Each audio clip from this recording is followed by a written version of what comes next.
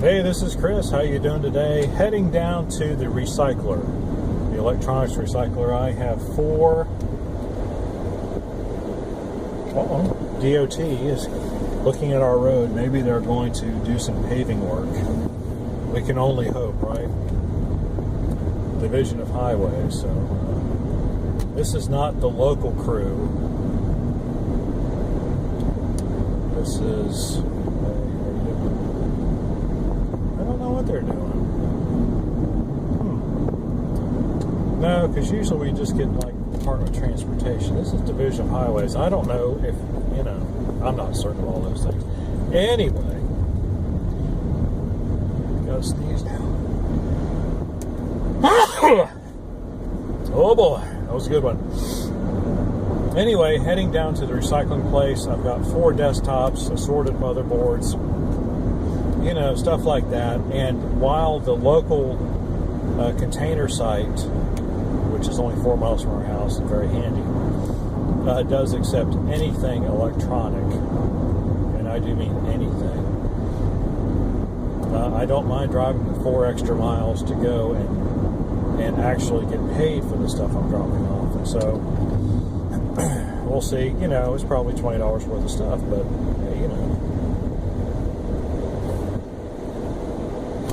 It's good to be environmentally responsible. It's even better to be environmentally responsible and get some money. That's the way I look at it. So if I've got the choice of the two, I will do the latter. One of the things you have to think about when you're taking items to the recycling center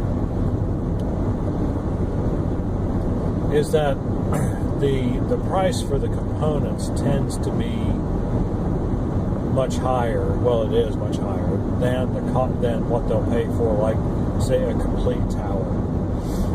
But then you have to calculate. I think it's the word I was actually looking for. You have to calculate in the time it takes you to take apart a desktop or a laptop to get all those components separated into little piles. So they can be measured separately at the recycling place. And my feeling is if I was after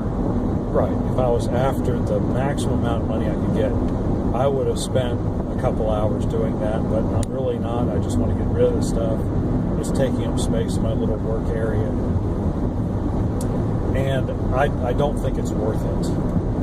I think by taking the stuff apart yourself, I might clear like $4 or $5 an hour, and it's just, let's just get rid of it. Make room. I need some room in my space for, other parts and future projects and things like that. So that's what I'm going to do. So I'm going to head over there, turn my stuff in, I'm going to get paid, and then when I get done, I'll be back with an update of what happened. How about that? Talk to you in a little bit. Hey, this is Chris. Follow up to the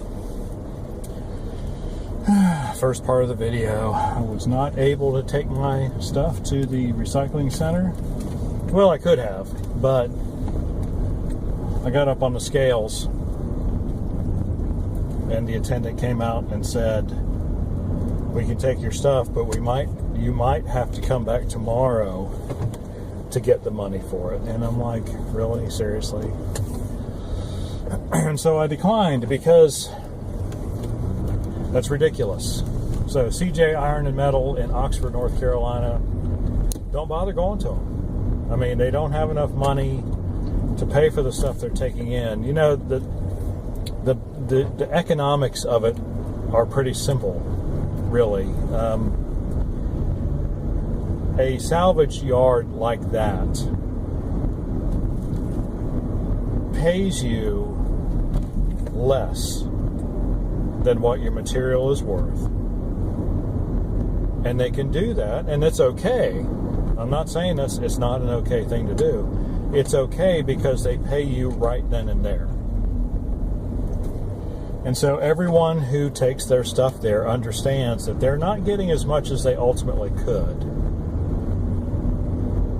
because they're getting cash on demand. they're taking their stuff in and they get paid for it. And so, and of course what the recycling place does then is that it gets all of the material together and it ships it off by the railroad carload or whatever, and they get paid a heck of a lot more per unit than what they're paying out, which is, hey, look, you know what, I'm not complaining about the business model at all. I've used it throughout my life. I mean, to recycle electronics or whatever, when I used to work construction, occasionally we'd get recyclable materials off construction sites, whether for the company or for myself, whatever, that's fine. I'm down with that. But what I'm not down with is a recycling center like that, or salvage yard, or whatever you want to call it, saying, hey, well, we're going to take your stuff and then we're going to give you a receipt and you can come back tomorrow and get paid for it, because then that business model then of taking less than that it's really worth no longer applies, because now you're having to make 2 trips down to their place to get paid, and the attraction, of course, is that you take it down there, you get paid right away. So, sorry, CJ, Iron and Metal Recycling Works, whatever your name is, on Old 75 southwest of Oxford. I won't be coming to your place anymore, because, if you can't stay capitalized enough to pay for the material that you're going to get paid 3 or 4 times over for later on, then I don't have any use for you. And so what I'm going to have to do is, and yes, I am ticked about that. I'm ticked that I went down there, wasted my time, expecting to take my stuff in there and get paid for it. Now I have nothing. And now I have a trunk full of stuff. And no, it's not a trunk full of stuff. It's a few things. I mean, it's probably about $25, $30 worth of stuff, which, in the scheme of things is nothing. It's the principle of the thing. It's like Robin Hood Men in Tights. They got the little bridge over the creek. If you know that scene, which, always cracks me up, but it's it's like, I'm on one side of it, I'm on the other side. It's really no big deal. And Robin Hood says, well, it's the principle of the thing. We're not going to pay a toll. So, anyway, that's a funny movie. If you haven't seen it, I don't know what cave you've been living in, but Robin Hood Men in Tights, you got to see it. Along with Spaceballs, watched that again last night. That's hilarious. Anyway, see, it's little things like that that make that make these bad experiences kind of go away. Think about the good things. Anyway, won't be taking anything back there again. I do have an occasion. I have occasion to be in Raleigh a lot. Well, not a lot, but 4 or 5 times a month. I'll just take it down there to one of those. They've got a couple really big recycling places down there, and they don't mess around with their customers, and so that's where I'll be taking my stuff. And it won't cost me any extra because I'll be down in Raleigh anyway. It'll just take me a little extra time, but yeah, it was kind of disappointing. It's disappointing, you live in a small town, and some of these businesses just act like, hey, we're the only game in town. It's like, you know what? We live in a day and age of globalization. It's like, how much trouble is it to go to Raleigh?